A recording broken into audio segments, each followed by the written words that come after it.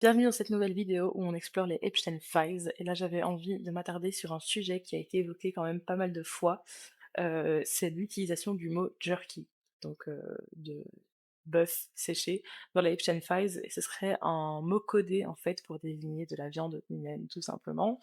Affreux. Et donc voilà, je me suis dit pourquoi pas vraiment aller explorer parce que apparemment qu'il y aurait des tournures de phrases un peu bizarres, des choses pas forcément normal, et aussi le fait que, dans une de mes vidéos précédentes, on voit Epstein qui a un truc à la bouche et il montre comme ça à la caméra, il se regarde. Ça pourrait être une maladie d'après certains suite, à la consommation de viande humaine. Donc c'est vraiment dark. On va voir un petit peu tout ça plus en profondeur et j'ai décidé d'aller voir sur Reddit parce que je trouve ça bien les forums où les gens interagissent aussi et de pas avoir juste des Epstein Files, purs et durs. Alors, on va quand même traduire.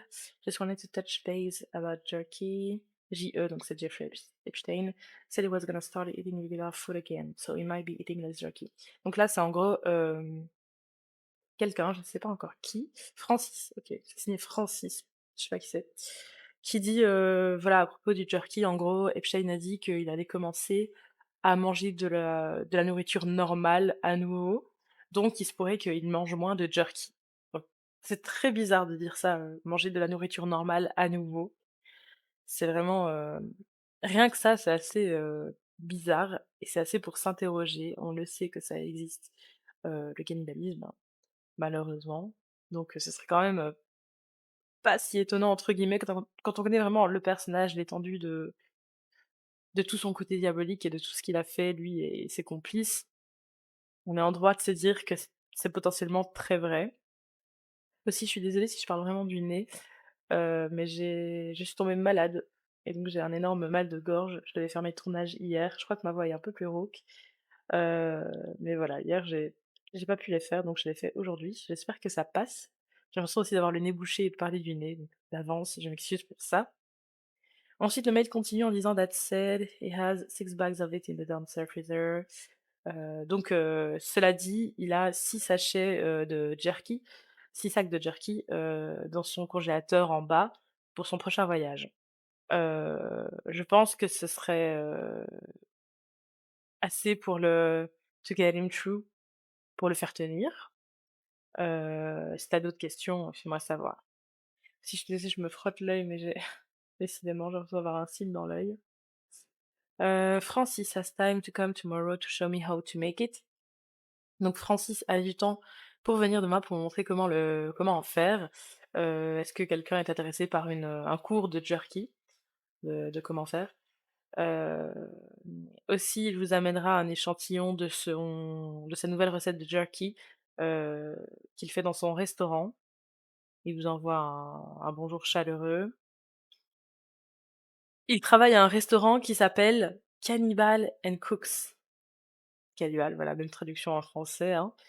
Wait for it, beef jerky and steak, donc du jerky de bœuf et du steak et il a du temps à 3 heures de l'après-midi demain, si ça vous va. Déjà rien que le nom, vraiment c'est bizarre. On pourrait se dire: «Mais non, s'il faisait vraiment ça, il n'appellerait pas son restaurant comme ça», mais parfois plus c'est gros, plus ça passe et plus on se sent intouchable, plus on se dit: «Les gens ne penseront jamais que», donc pourquoi pas, j'ai envie de dire. Salut Francis, Epstein m'a demandé de t'envoyer un email, et te demander si tu pourrais m'apprendre comment faire du jerky. OK, donc c'est vraiment toujours à propos de recettes de jerky et cetera. Donc je viendrai, donner une, leçon de recettes de jerky. Hem Et on peut aussi faire du chocolate cream pie, donc de la tarte, crème, chocolat, bref. Si, vous me payez pendant cette période. Hem Et donc ça parle de chèques qu'il doit recevoir. OK, donc clairement, c'est bizarre. C'est très bizarre, je trouve. Et alors là, le terme viande séchée pourrait potentiellement désigner autre chose, de la viande humaine peut-être. Je viens tout juste de commencer mes recherches, mais voici ce que j'ai trouvé jusqu'à présent. Il suffit de chercher jerky dans les fichiers et de lire quelques-uns des courriels. Jerky et de me dire que ce n'est pas bizarre, franchement. Dites-le moi en commentaire, est-ce que vous trouvez pas ça bizarre, cette façon de s'exprimer? Le fait de parler de manger à nouveau de la viande normale, le fait d'avoir un un restaurant qui s'appelle Cannibal et machin. Après ça peut être un peu provoque, un peu voilà, ça fait quand même beaucoup de coïncidences. Donc voilà, les captures d'écran proviennent de Gmail et je ne suis pas connectée à son compte de messagerie. Et donc là, il y a 3 liens vers les Epstein Files, qui sont, bah, les, les documents officiels, dont un qui n'est plus disponible, bah, voyons. Comme c'est étonnant, franchement les fichiers qui sont supprimés, c'est une véritable plaie. Mais voilà. Heureusement du coup qu'on a des captures d'écran, qu'on a des gens qui conservent ça. C'est pour ça que j'aime bien aussi aller sur Reddit, parce que si on allait sur le département, de justice, il y a énormément de choses déjà qui ne sont plus disponibles et c'est assez fou. C'est notre seule chance de lutter contre cette tâche sur l'humanité. Si le monde ne se mobilise pas contre les milliardaires maintenant pour les enfants, nous sommes perdus.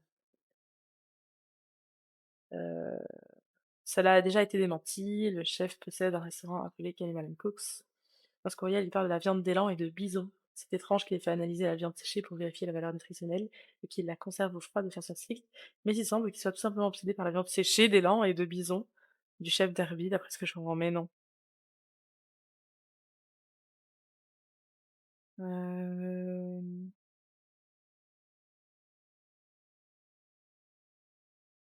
OK. Donc là, il parle d'en trouver en boutique, en gros, que c'est très cher, ça prend 3 jours, 480 $ pour de la viande, qui, je suis sûre, est très similaire au bison. Lean, je sais pas trop ce que c'est, flavorless, donc sans saveur quand, c'est séché. Quel est le but? Je comprends pas. I will keep looking and let's go ahead with this. Francis, je prends de la solution, en spray, nasal, bref. OK, ce serait fou si c'était tout simplement ça, mais c'est tellement bizarre. Vraiment le truc de manger de la nourriture normale à nouveau, ça me perturbe beaucoup.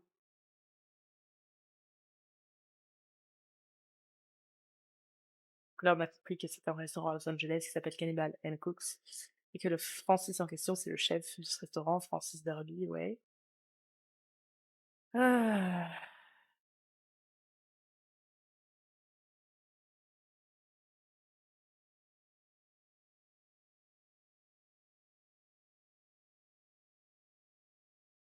OK, là, il y a des gens quand même qui sont pas très chauds pour cette théorie, mais moi franchement, j'y crois. Parce que c'est vraiment des gens tordus et que les mails, ils sont tournés vraiment de façon bizarre. Alors peut-être aussi que dans le lot, ils ont vraiment mangé, du jerky normal, du vrai jerky, mais quand même.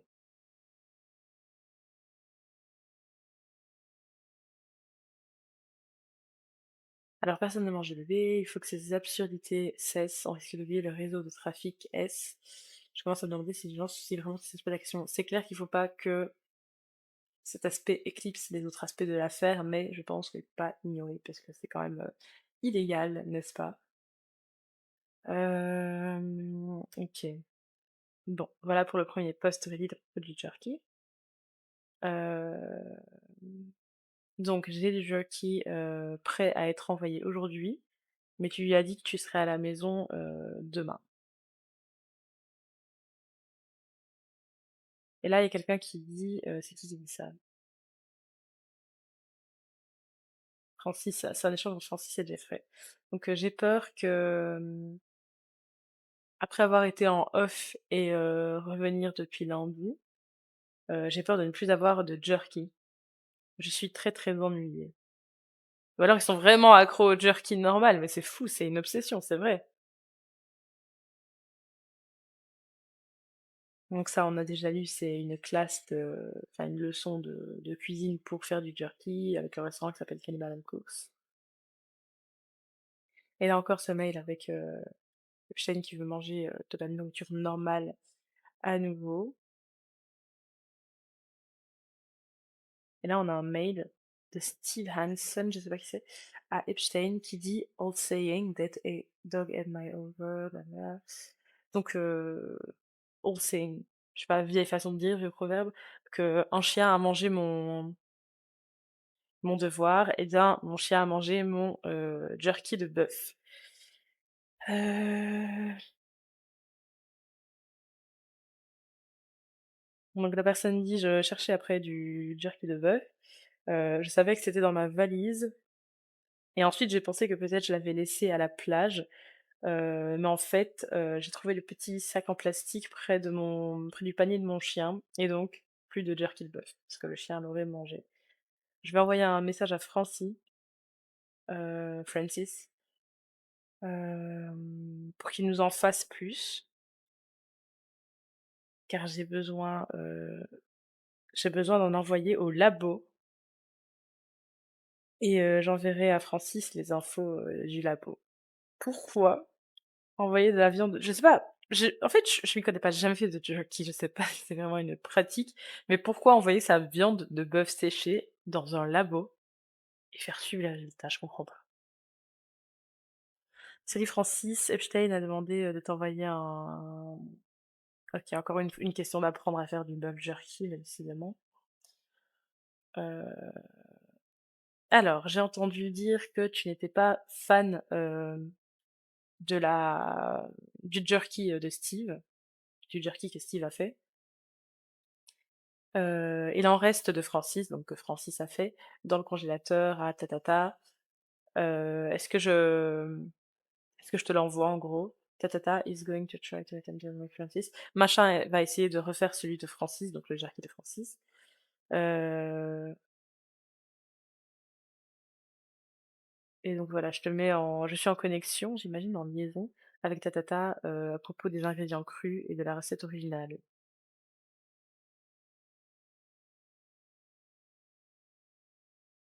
Oh, oh, je suis sûre que quelqu'un, là-bas aimera, du jerky donc. Il n'aime pas celui qu'il a fait la dernière fois, encore Steven machin, OK. Alors, Epstein est sur l'île et il a du thon avec lui. Si tu peux laisser enfin si tu peux faire savoir à ta quoi faire avec ce thon, ce serait génial. Ta est toujours au ranch. OK. Donc désolée, après réflexion, heu, je serai là demain to make jerky happen. Comment traduire ça? Pour faire le jerky arriver, donc pour que le jerky soit faisable, soit fait, je ne sais pas, et le préparer avec du thon blanc.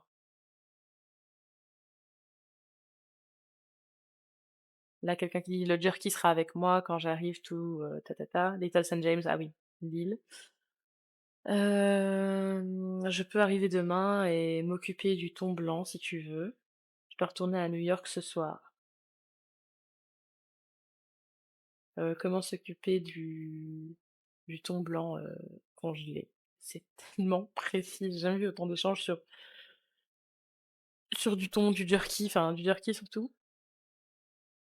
Heu, alors je comprends. Il est parti mercredi de la semaine dernière et il avait beaucoup de jerky, qu'on lui avait envoyé. Heu, he must be going through it like crazy. Comment traduire ça? Est-ce que ça veut dire qu'il doit en consommer beaucoup, en mode, il vide vite son stock? Je ne sais pas. A envoyé un email. Ils vont aussi essayer de faire du jerky. Je n'ai pas eu d'email jusqu'à aujourd'hui à ce sujet. Maintenant ça a l'air d'être trop tard. Je dois savoir si il n'a plus de jerky, s'il est out of jerky, et si des choses comme ça ont déjà,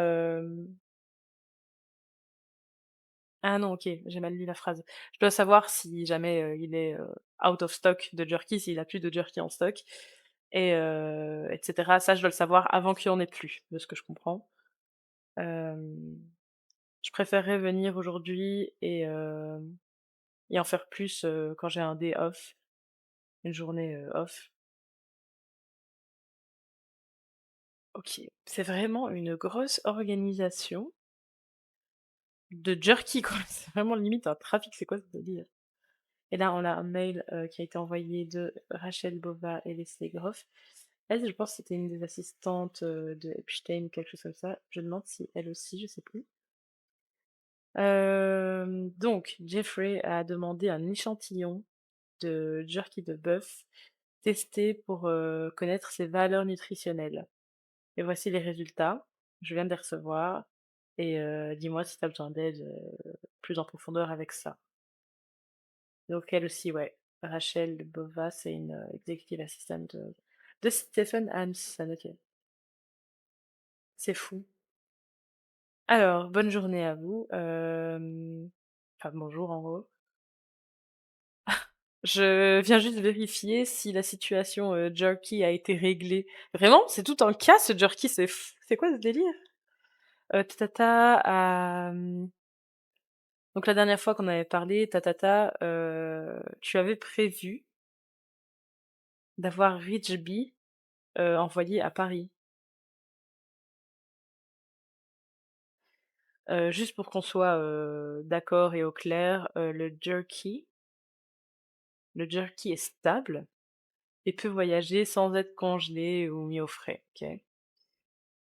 Heu, donc en gros là, il se demande aussi comment ça va se mettre les choses pour son prochain cours de jerky, je crois. Il dit: «Je sais bien qu'il y a souvent des changements, donc voilà, je viens aux nouvelles, en gros». La dernière fois que j'ai eu des nouvelles pour ce cours de jerky, ça disait que ça pourrait se tenir sur Little St. James vers la fin du mois. My God. Oh là là là là. Et là, Steve a besoin de 6 à 8 portions de jerky. Je t'ai donné tout le jerky qu'on avait, donc 2 pounds, et ça a duré seulement, la moitié du temps que c'était supposé durer. Heu, j'ai ressenti que c'était plus important, pour toi d'avoir du jerky to cat. Comment ça to cat? During my time, oh, je sais pas trop traduire ça, to cat. Pour moi, cat, c'est un chat, hein. Après, est-ce que ça fait, écho au catering? Comme dans les loges d'artistes, il y a du catering, c'est de la nourriture qui est mise à disposition, j'imagine que ça a un lien, au niveau de la signification, bref. Et donc là, mon plan, c'est d'en faire un batch, comment je pourrais le dire? Une fournée, c'est pas vraiment forcément enfourner, mais vous voyez, d'en faire un lot, quoi, avant que je parte, pour Little St. James, donc l'île, la fameuse île aux horreurs. Hem Et en donner un petit peu à Steve et le reste à toi, quand j'arrive sur Little St. James. My God. On en a parlé, au ranch. Pourquoi ce n'est pas encore fait? Donc I emailed you prior, je t'ai envoyé un mail avant. Pour de vrai, hem, my dig, je pense que c'est my dog, donc c'est pour de vrai mon chien en gros, est allé dans mon sac et a mangé le jerky. Francis fait encore du jerky. Heu, Waouh, c'est tellement tellement de mails sur le jerky, c'est quoi ce délire? Ah là là! Alors, en fait, je pense à chaque fois, il faudrait commencer par les mails du bas pour remonter le long. Alors, il y a un sac de beef jerky dans le frigo à ta. S'il te plaît, va le récupérer et emporte-le avec toi. Je suppose que ça doit être dans un sac, réfrigérant. Oui, un sac réfrigérant, ça fera l'affaire. Je ne recommande pas checking it, que tu le vérifies, que tu le regardes. Je sais pas, j'ai pas trop compris ça. Il n'y a pas besoin d'avoir une tonne de glace, 1 c'est assez. Quelle affaire? You get the jerky yet? Mais c'est pas possible, ils sont vraiment obsessed.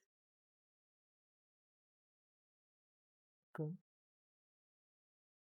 Alors on my way with jerky. Plus de la viande, plus 15 minutes. Waouh, c'est vraiment détaillé, hein. Délicieux lunch, beef jerky, miam. Steve et moi sommes très, reconnaissants, et surtout pour ton amitié. Alors là, on a un mail de Karina Chuliak, donc qui est, la petite amie, de Epstein, qui était sa petite amie, qui, écrit à Francis, toujours à propos du jerky, évidemment. Donc Epstein demande que tu, lui envoies plus de jerky. Est-ce que tu prends un vol, vendredi? Sinon, je viendrai le récupérer auprès de toi, Enfin, sinon je viendrai directement récupérer, je le prendrai avec moi, en avion. Bref, toujours ces questions de récupérer du jerky, de faire voyager le jerky, mais waouh! Donc ça, c'est encore le mail sur le cours de recettes de jerky, mais c'est insane.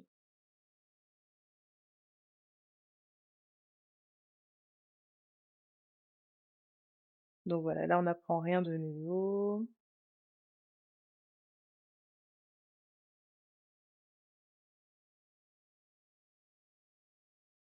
On dirait qu'ils droguent le jerky. Ah, il y en a qui ont d'autres hypothèses encore. C'est vrai que ça pourrait encore être autre chose. Heu, OK. Alors pour conserver la viande avant de la sécher fumée, oui, comme toute autre viande, elle saute au froid. Alors, apparemment, Epstein ignorait que la viande séchée pouvait se conserver hors du réfrigérateur. Un autre courriel du chef explique qu'elle se garde à température ambiante. Je pense qu'on a en fait toute une histoire pour rien. Il parle ouvertement de P, voilà, je me censure, hein, mais voilà, de trafic d'enfants. Mais quand il s'agit cannibalisme, il a bien utilisé des mots codés. Allez savoir. Après, c'est vrai qu'il utilisait aussi des mots codés pour tout le trafic autour, enfin, j'allais dire autour du jerky, c'est pas l'histoire du jerky le truc principal, mais en effet, il y a tout un jargon lié à la pizza qui a un nom de code, pour du trafic, d'enfants. Donc ça, on le sait, on a pu le voir, c'est terrible. Donc ça m'étonnerait pas qu'il y ait du code pour autre chose et comme parfois, ils se lâchent aussi dans les mails et ils codent pas, mais la plupart du temps, ils codent. C'est ça aussi le truc. Enfin voilà. Est-ce qu'on voit d'autres choses nouvelles? Et là, il y a d'autres hypothèses en fait sur le jerky, qui serait que ce serait pas forcément pour désigner de la viande humaine, mais de la drogue. En vrai, peut-être. Peut-être aussi que c'est des drogues qui étaient utilisées sur les victimes et que c'est pour ça que c'est un trafic constant, que c'est une façon, particulière de les acheminer, qu'il en faut absolument, et qu'ils en consomment énormément. Ça pourrait aussi être ça, en vrai de vrai.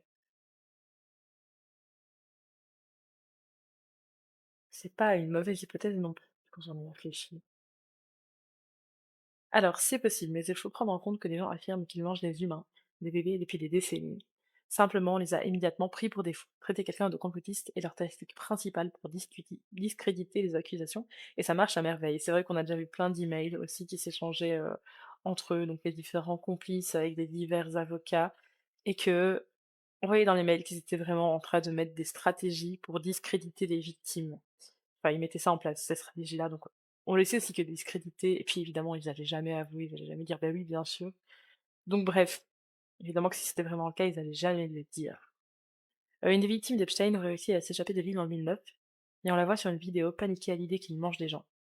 La jeune fille a ensuite disparu et n'a jamais été retrouvée. On ne peut pas ignorer ce genre de choses en supposant que c'est de la folie, surtout quand des gens crient à la justice depuis des années. S'ils n'ont aucun scrupule à torturer et assassiner des jeunes enfants, pourquoi les manger serait-il un acte aussi inconcevable pour eux?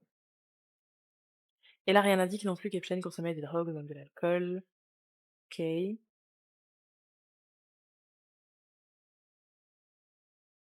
Quel est son nom? Je crois que je vois la vidéo dont il est question. Ouais, c'est exactement ça.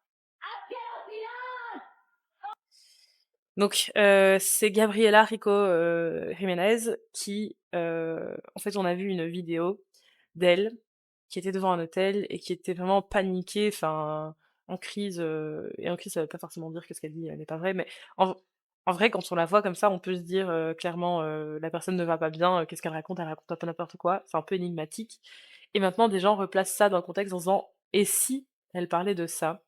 Donc voilà, elle disait en gros, elle dénonçait que des personnes haut placées, riches, tuaient des gens, les mangeaient.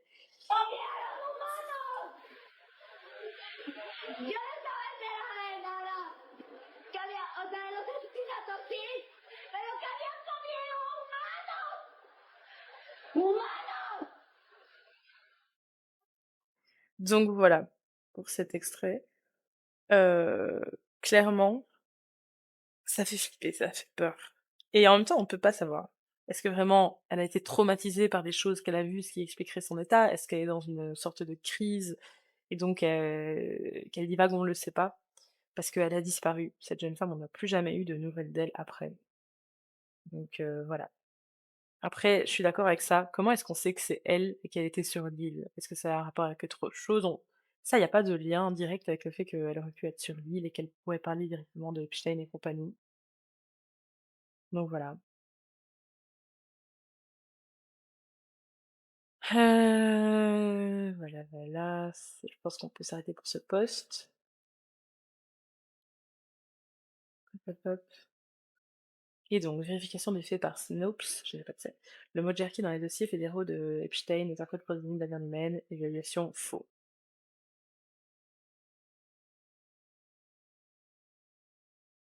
Je sais pas c'est qui Snopes, le fameux. Pas du tout. Alors là aussi, ben, le fait que le mot jerky, ladies jerky de bœuf, est mentionné plus de 300 fois dans les Epstein Files, c'est énorme. Donc ça, c'est des mails qu'on a déjà vus. Après, je me dis, c'est fou, c'est mentionné plus de 300 fois, mais c'est toujours les mêmes mails qui ressortent. Ok, est-ce qu'on a d'autres choses? Ah, là, il y a aussi un autre terme, muffin, qui pourrait désigner autre chose. Bien que pizza et chicken semblent parfois parler de drogue, d'êtres humains ou d'actes S spécifiques, je suis désolée de dire, mais je crois que jerky et muffin parlent en réalité vraiment de viande séchée et de muffins. Muffin. Ce sera peut-être intéressant de s'arrêter sur ce terme aussi pour une prochaine vidéo. Mais en tout cas, je vais m'arrêter ici pour celle-ci, qui fait déjà une bonne vingtaine de minutes. Merci beaucoup d'être resté jusqu'au bout. N'hésitez pas à vous abonner, à mettre des commentaires, à donner des éléments de réponse, ce que vous pensez aussi sur ça. Et aussi à booster ma vidéo, c'est une fonctionnalité que j'ai découvert assez récemment. Je crois que c'est assez récent. Mais moi, ça m'aide dans le référencement et dans l'algorithme. Merci beaucoup d'être resté jusqu'à la fin et à très très vite pour une nouvelle vidéo.